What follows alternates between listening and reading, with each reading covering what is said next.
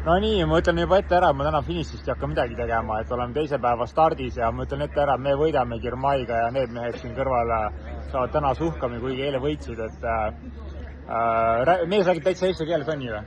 Täitsa nii. Eile tehti ideaalne liidaut, et eks ta pidigi ära lõpetama, aga pini paberil on kiirem ja oled taga ära, oled teine. Et ega Eesti mehi siin kiivindis jagub, et Mihkel siis on EF-is massööri rollis ja mis su põhitegevus tänasel etapil näiteks on? Täna sõidame joogipunkti, anname poistele kotid söögi joogiga ja finišisse. Üsna lihtne päev rollis.